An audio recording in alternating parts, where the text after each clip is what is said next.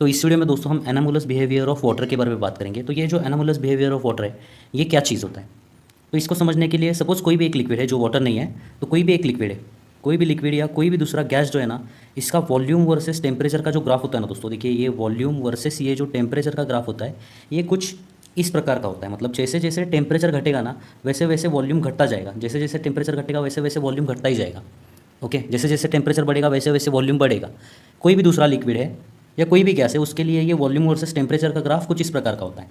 लेकिन वाटर के लिए ये ग्राफ कैसे होता है, देखिए दोस्तों मैं यहाँ पे आपको बताता हूँ।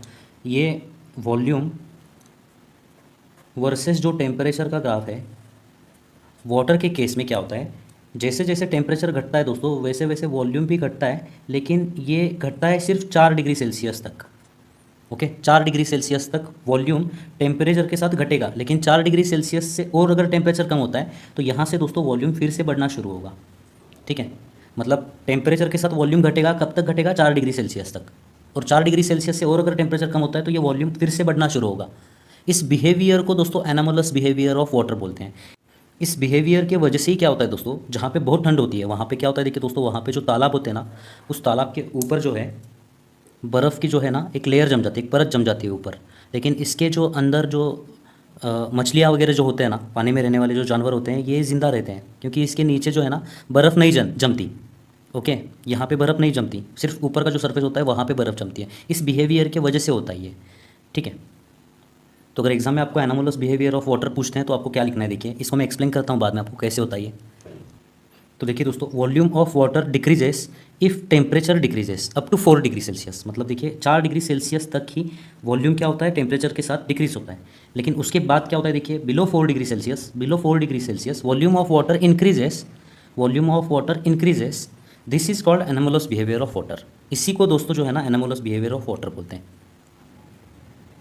ड्यू टू दिस नेचर, इसी नेचर के वजह से, पानी के इस एनामोलस बिहेवियर जो है ना, इसी की वजह से आइस फ्लोट ऑन वाटर, बर्फ़ क्या होता है, ये पानी के ऊपर तैरता है। Okay, and in cold environment fishes in the pond stay alive. मतलब कोल्ड इन्वायरमेंट जहाँ पे बहुत ही ठंड होती है, वहाँ पे जो बर्फ़ होता है वो लेयर के सिर्फ ऊपर के लेयर पे होता है, नीचे तो कोई बर्फ़ नहीं होता है। इसी वजह से जो ये जो मछलियाँ वगैरह होते हैं ना, ये यहाँ पे ज़िंदा रह सकते हैं। ठीक है, तो ये होता कैसे, इसके बारे में अब हम यहाँ पे डिस्कस करेंगे। तो पानी के लिए दोस्तों वॉल्यूम वर्सेस टेम्परेचर का ग्राफ कैसे निकाला था हमने, देखिए ये वॉल्यूम है वाई एक्सिस पर और एक्स एक्सिस पर यहाँ पे है टेम्परेचर। ये ग्राफ कैसे निकाला था हमने, देखिए 4 डिग्री सेल्सियस तक वॉल्यूम टेम्परेचर के साथ साथ क्या होगा, यहाँ पे घटेगा। ओके, और उसके बाद अगर टेम्परेचर घटता है तो यहाँ पे क्या होगा, वॉल्यूम जो है वो बढ़ेगा। ठीक है, ये एनामोलस बिहेवियर है। अब आपको यहाँ पे डेंसिटी का फॉर्मूला पता होना ज़रूरी है। डेंसिटी क्या होती है दोस्तों, डेंसिटी होती है मास अपॉन वॉल्यूम। ठीक है, तो देखिए यहाँ पे वॉल्यूम जो है, ये जो वॉल्यूम है यहाँ पे, ये वॉल्यूम 4 डिग्री सेल्सियस पे सबसे कम है। मतलब 4 डिग्री सेल्सियस पे एट 4 डिग्री सेल्सियस वॉल्यूम कम है। अगर वॉल्यूम कम है तो डेंसिटी क्या होगी, ज़्यादा। ओके, मतलब देखिए दोस्तों 4 डिग्री सेल्सियस पे पानी की डेंसिटी सबसे ज़्यादा होती है। ओके, पानी हेवी होता है तब। ओके, जैसे जैसे आप यहाँ पे टेम्परेचर कम करोगे, मतलब देखिए एट 0 डिग्री सेल्सियस डेंसिटी क्या होगी, मास अपॉन वॉल्यूम। यहाँ पे क्या हो रहा है, वॉल्यूम बढ़ रहा है, तो वॉल्यूम अगर बढ़ेगा तो डेंसिटी क्या होगी, घटेगी ना। ठीक है, तो अगर डेंसिटी घटेगी तो 0 डिग्री सेल्सियस पे पानी हल्का हो जाएगा। इसीलिए 0 डिग्री सेल्सियस पे पानी जो है ना, बर्फ़ होता है, तो बर्फ़ जो है वो हल्का होता है पानी से, वो ऊपर तैरता है। ठीक है, ठीक है, अगर इतना आपके समझ में आ रहा है तो इतना आप लिख सकते हो। लेकिन अगर आपको प्रैक्टिकली देखना है क्या होता है, तो देखिए ये पॉन्ड है, हम यहाँ पे एज्यूम करते हैं कि ये पॉन्ड है। ओके, और ये पॉन्ड के अंदर का एज्यूम करते हैं हम, यहाँ पे पानी है।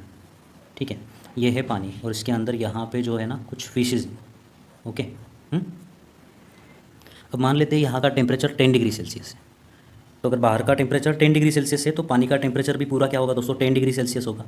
अब जैसे ही बाहर का टेम्परेचर रिड्यूस होता है दोस्तों, मान लेते हैं इसका टेम्परेचर हुआ 5 डिग्री सेल्सियस, कम हुआ मान लेते हैं। ठीक है, तो सबसे पहले क्या होगा, सबसे पहले ऊपर का जो लेयर है ना दोस्तों, इसका टेम्परेचर 5 डिग्री सेल्सियस होगा। मतलब ये ऊपर की जो लेयर है, इसका टेम्परेचर हो जाएगा 5 डिग्री सेल्सियस।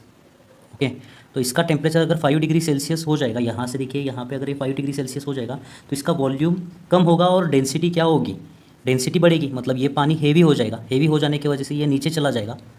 ओके, ये लेयर पूरी की पूरी जो है नीचे चली जाएगी। ठीक है, और फिर जो दूसरी लेयर इस एनवायरनमेंट के कांटेक्ट में आएगी ना, उसका टेम्परेचर कम होना शुरू होगा। ऐसे करते करते पूरे पानी का टेम्परेचर 5 डिग्री सेल्सियस हो जाएगा दोस्तों। अब 5 डिग्री सेल्सियस से मान लेते हैं यहाँ पे 4 डिग्री सेल्सियस अगर इसका टेम्परेचर हुआ तो सेम प्रोसेस होगी। पहले इस लेयर का टेम्परेचर 4 डिग्री सेल्सियस होगा। ओके। फिर ये हेवी हो जाएगी, हेवी हो जाने की वजह से ये नीचे चली जाएगी। देखिए यहाँ पे 4 डिग्री सेल्सियस पे वॉल्यूम क्या हुआ, 5 डिग्री सेल्सियस से 4 डिग्री सेल्सियस पर अगर आप आते हो तो वॉल्यूम कम हुआ ना, वॉल्यूम कम हुआ, डेंसिटी बढ़ेगी तो ये नीचे चला जाएगा। ये नीचे चला जाएगा तो जो लेयर इस एनवायरनमेंट के कॉन्टैक्ट में आएगी उसका टेम्परेचर कम होना शुरू होगा। इस प्रकार पूरे पानी का टेम्परेचर 4 डिग्री सेल्सियस हो जाएगा। ठीक है, ये पानी अब 4 डिग्री सेल्सियस पे। मान लेते हैं अगर बाहर का टेम्परेचर 3 डिग्री सेल्सियस हुआ दोस्तों, तो अब क्या होगा देखिए, अब ये ऊपर का जो लेयर है ना इसका टेम्परेचर पहले 3 डिग्री सेल्सियस होगा। ओके, अब देखिए 4 डिग्री सेल्सियस पे अगर 3 डिग्री सेल्सियस टेम्परेचर हुआ तो वॉल्यूम बढ़ेगा ना, यहाँ पे अगर वॉल्यूम बढ़ेगा तो इसकी डेंसिटी कम हो जाएगी। अब ये लेयर जो है ये नीचे नहीं जाएगी।